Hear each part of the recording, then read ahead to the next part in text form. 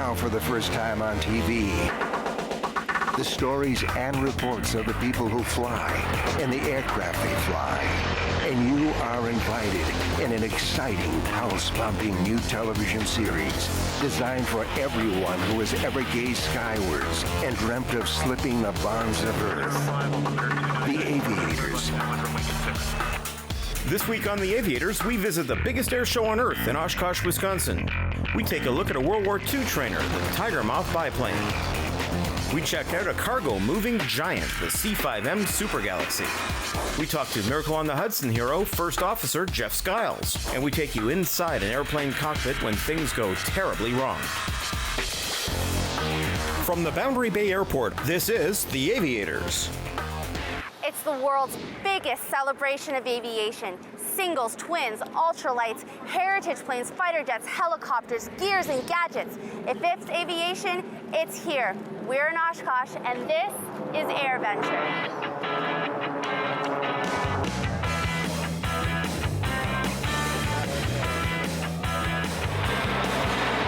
It is tough to really get the sheer magnitude of AirVenture. As you can tell, the air show going by, it really is aviation's family reunion. Think about 1,400 acres, 10,000 airplanes, more than 500,000 people, 800 exhibitors, even 1,100 portable toilets. I mean, it's this kind of size. This event is bigger than anything we ever thought of before. And it really became something that was a presentation for the entire world of flight. Can you tell us a little bit about the roots of AirVenture? Sure. It started in 1953, just 9 months after the organization was born, as just a little fly-in as part of a Wisconsin air show down in Milwaukee. It continued to grow. It moved to Rockford, Illinois in 1959, and then in 1970 moved here to Oshkosh. So this is our 40th year in Oshkosh, and it has grown to be one of the world's largest aviation events and the world's largest fly-in. Very early on, there was a culture to the gathering that made it very special. It didn't matter what you flew, what airplane you liked, what you wanted to fly someday, you were welcome here. It was not just exclusively for warbirds or home builds or anything like that. It was for everybody because we all enjoy flying. A strange aerial creature made its appearance over the skies of Oshkosh as the Virgin Galactic VMS Eve flew its maiden public flight. On board was billionaire Sir Richard Branson, who is developing Virgin Galactic, the world's first spaceline. Developed by pioneering aeronautic designer Burt Rutan, the quad jet engine craft will be the mothership to launch the space module Spaceship Two. The first carry flight is scheduled to take place at the end of this year.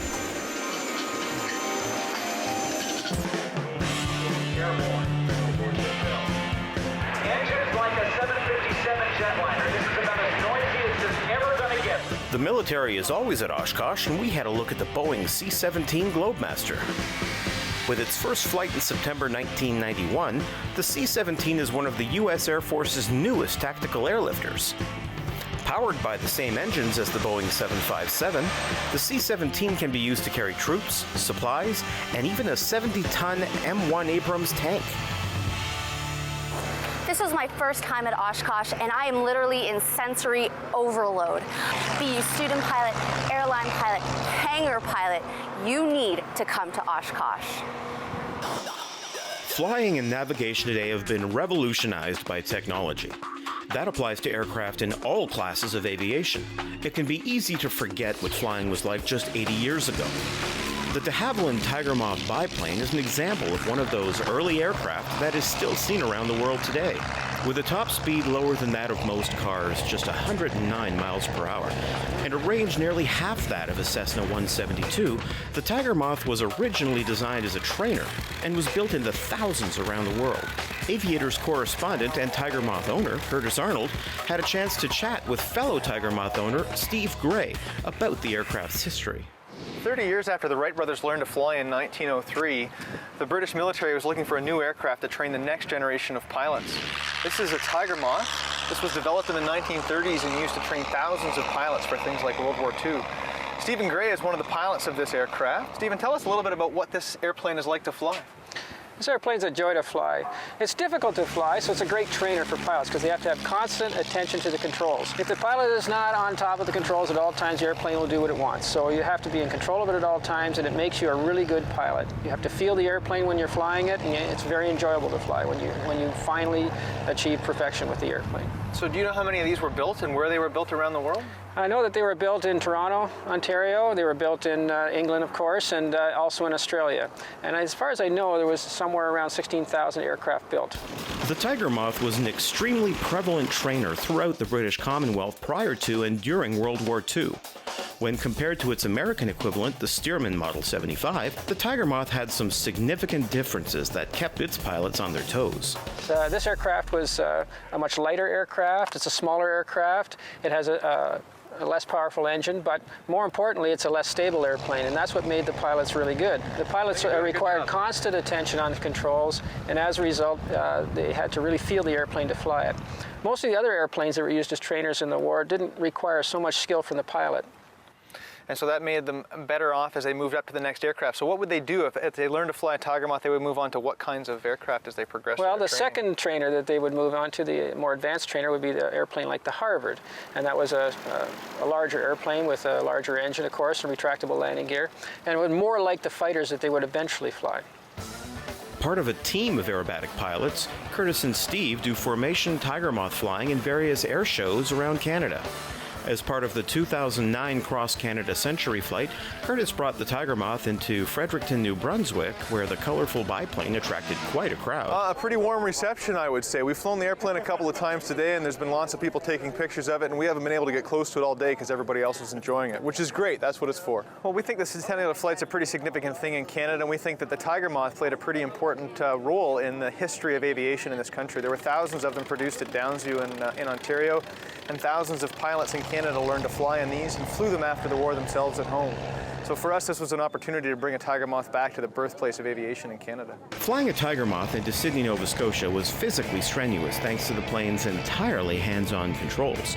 Curtis enlisted the help of fellow pilot Dave White to help get the job done. It's worth noting that Dave has an airplane that would have done this very simply in one hop IFR over all that bad weather yesterday. Instead, he chose to try the real thing, and 9 hours, 2 days, and 5 fuel stops to get here from Brampton. So Tiger Moth isn't much of a cross-country aircraft. We do 75 knots. We have to stop every 150 miles for fuel, and it's pretty fatiguing. You know, if you do 8 hours in this airplane in a day, you're whipped at the end of that day. And coming through the mountains, we were lucky the winds were calm, but the air currents are such that you're on top of the airplane all the time to keep the blue side up. Dave has a particularly unique way of looking at flying a Tiger Moth.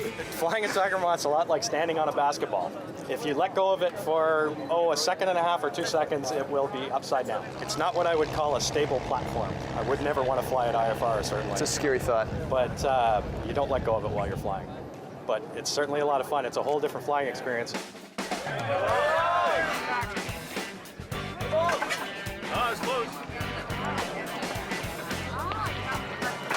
This, my friend, is why not everybody flies Tiger Moth. This is the reason Cessnas have starters.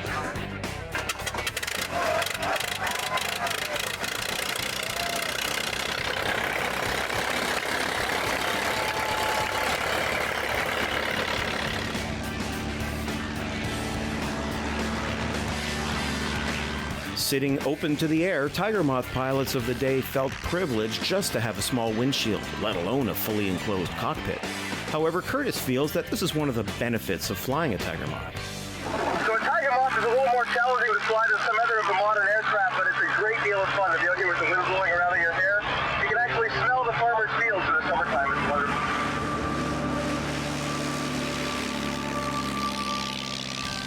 As we continue to move forward in aviation with faster engines, composite materials, and full-glass cockpits, it's easy to lose track of just how far we've come. The Tiger Moth is not an easy aircraft to fly. It's a physically and mentally taxing aircraft, but it gives the pilots a chance to return to the roots of aviation and to experience the Earth in a very visceral way that few other aircraft can offer. We at the Aviators believe that this tough old bird will be around for another 80 years. Providing rapid air mobility, the U.S. Air Mobility Command are the pack mules of the United States Air Force. The AMC's 136,000 personnel operate aerial fuel tankers, VIP aircraft such as Air Force One, and heavy airlifters such as the C-5M Super Galaxy. The C-5M is the latest in the C-5 line of aircraft, which dates back to 1961. With upgraded electronics and new engines, the C-5M is a cargo-moving giant. The Aviators had a chance to sit down with C-5M pilot Lieutenant Colonel Mike Simo. I started flying the 172. I have 39 hours in single-engine propeller aircraft. The Air Force trains its pilots, and I'm very grateful for that training. I went off to pilot training and learned how to fly T-37s for 6 months and T-38s, which is actually on the right side of the aircraft, and I did fly those for 6 months supersonic. After that 1 year of pilot training, I went on to C-21s, and I flew Learjets for 3 years for the Air Force, and then I transitioned to C-5s in 1995. I have approximately 3,000 hours in the C-5 and been doing it for 14 years. The C-5M can go anywhere. At maximum takeoff weight, the minimum runway length is just 8,300 feet. For landing, it's even less at a mere 4,900 feet. This allows the Super Galaxy to put its 225,000-pound payload where the troops need it when they need it. Well, most incredible thing about C-5 is the amount of cargo it moves and the distance it moves it in. You know, moving 120,000 pounds of cargo, to put that in layman's terms, I've moved 5 MRAPs at a time from Charleston, South Carolina, where the factory is at, to Baghdad or Al-Assad, Iraq. And that is one of the most satisfying things we do, is delivering that equipment in a timely manner to our soldiers. That is the job of this aircraft, and that's where I take my most pride from. Featuring full-width cargo doors at the nose and tail, the C-5M is the largest aircraft in the U.S. fleet, 6 stories high with a maximum takeoff weight equal to 56 elephants. It's so big, a lot of people question how this aircraft can even fly. We get that a lot. How can it fly? It is basic physics. It's based on wing surface. We have a very large wing surface. The slats and the wings are designed for short field takeoffs and short field landings to allow us to do it at slower speeds. But as those retract, they're swept wing aircraft that allow us to go 0.77 Mach, which is 77% speed of sound as our cruise, all the way up to 0.825. And that equates to about 525 miles an hour. So the range of the aircraft is incredible, and that allows us to take all the way up to 225,000 pounds of cargo on the floor.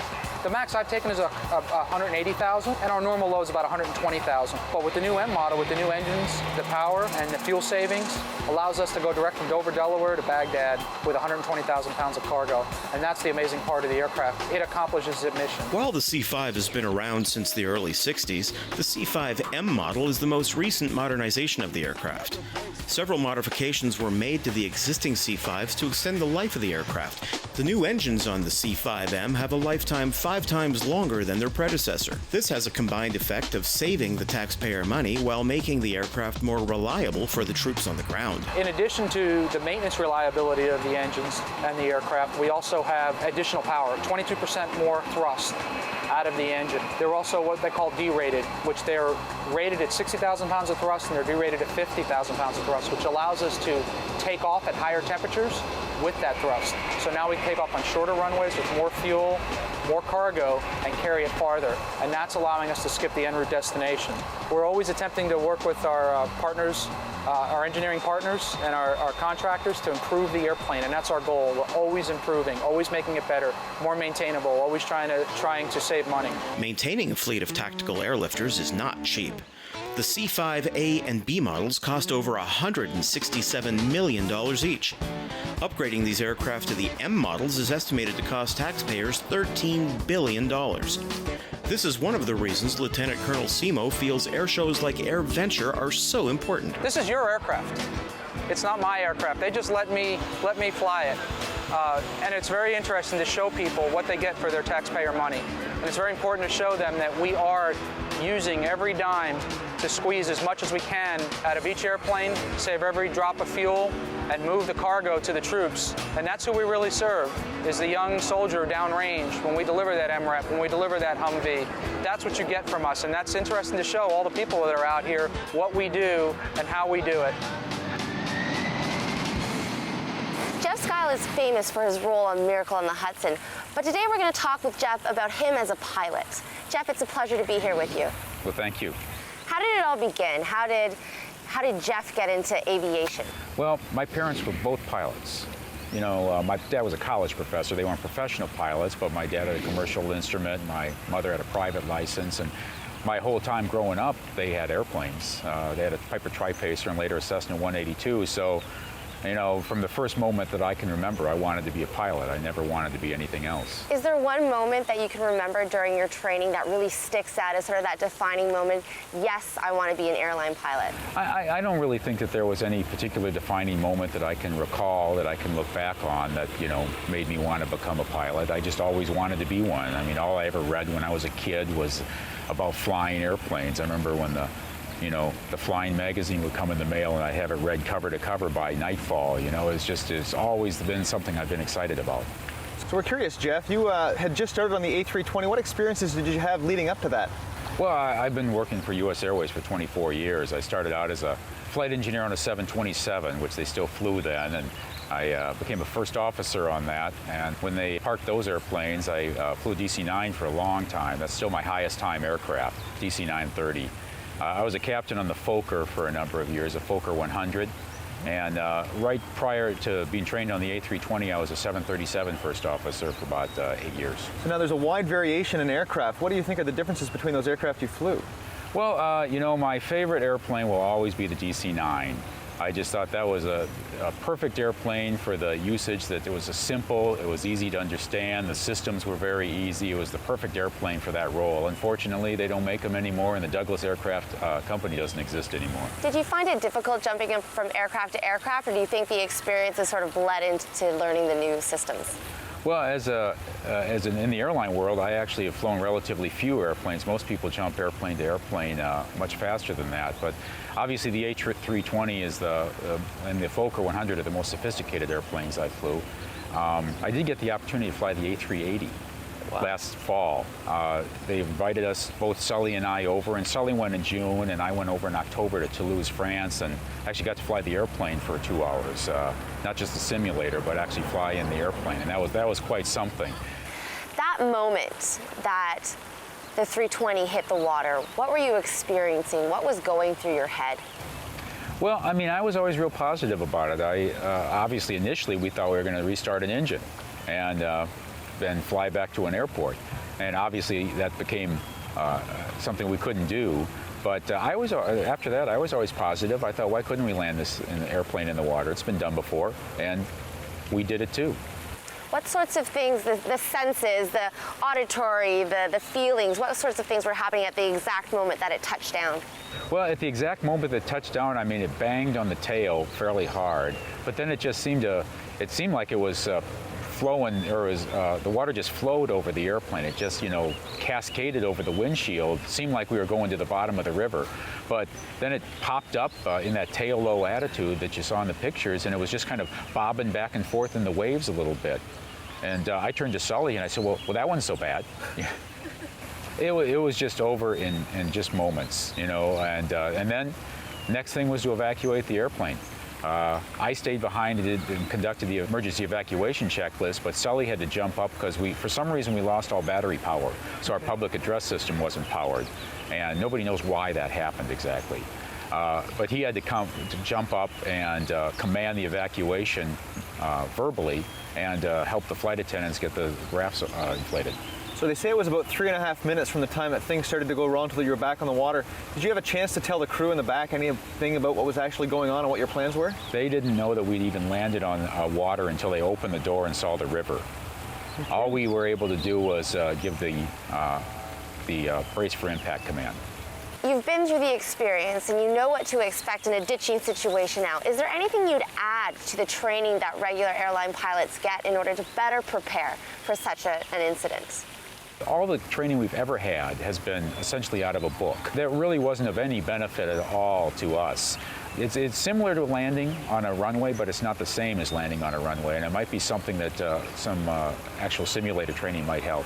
Was there anything that surprised you about the experience? Was it what you were expecting if you think back to it theoretically, learning about ditching? Well, I guess whenever we talked about ditching, we always said, yeah, right, like we're ever going to be able to survive that. And of course we did. So I never really expected that it would be something that, was something you could successfully do. But of course I didn't really ever look into it. So you've gained a lot of fame. If they were to make a movie about this incident, Who would be the ideal person to have play you in the movie? From my perspective, Brad Pitt. Flat spins are considered unrecoverable. Aerobatic pilot Neil Spooner entered a flat spin, which is usually fatal. It was caught in dramatic detail with an onboard camera. He was one of the lucky pilots who lived to tell about it. But was it luck or skill? To find out, the Aviators UK correspondent caught up with him at his home airfield. Neil's kindly joined us by his aircraft. So Neil, what first got you into flying? It was my wife's fault. She bought me a trial lesson in 1988, and it all went steadily downhill from there with my private pilot's licence. And I always wanted to go commercial, which I eventually did. Why the nipper? I saw Barry Smith campaign a tipsy nipper many, many years ago. It must have been about 1986, and I have to say he put on a very, very good show with it. And I thought, well, if you can do that with sort of 1800 cc's of Volkswagen, burning 3 gallons of petrol an hour, then really it's a very, very affordable way of doing aerobatics. And for my level of aerobatics, it really does everything. Fully inverted fuel systems, oil systems, so I can leave it upside down all day for as long as I feel happy on the straps. You uploaded a video to YouTube of you and your aircraft doing 26 flat spins. Can you talk us through what happened? Yeah, I have to say it caught me very much by surprise. I always thought that the flat spin was the province of more thoroughbred aircraft than the tipsy nipper. It's a very good forum, particularly in the aviation world, to offer insight into what can happen. Can you take us through the video itself, please, Neil? Of course. Watching the video, I have to say, I still have a little bit of trouble with, but initially a clearing turn, and this is the bit that I always hate, where throttle back and start to pitch up into the stall. The mistake I made was using full aileron to help initiate the stall from a fully stalled condition with quite an aggressive rudder input.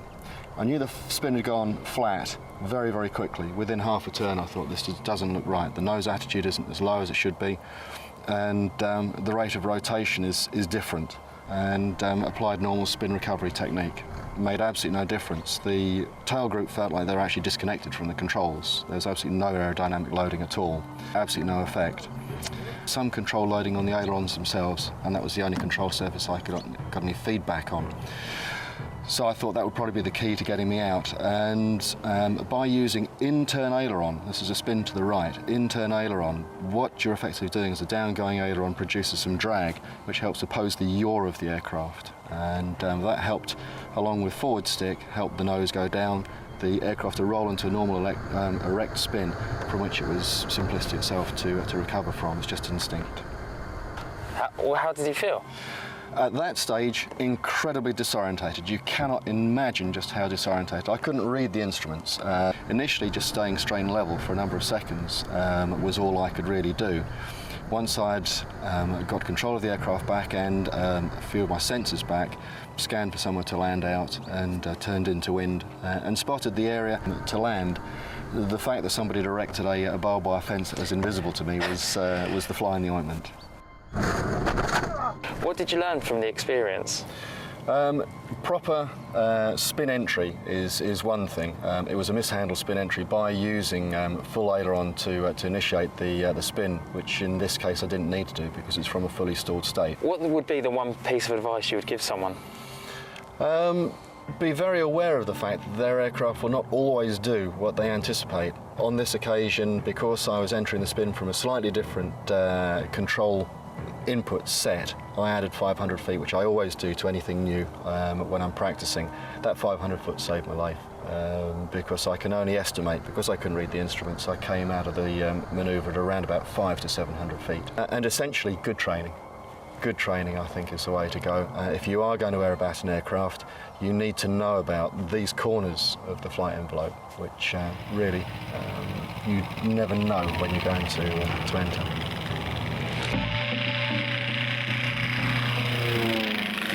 The Aviators, for everyone who has ever gazed skywards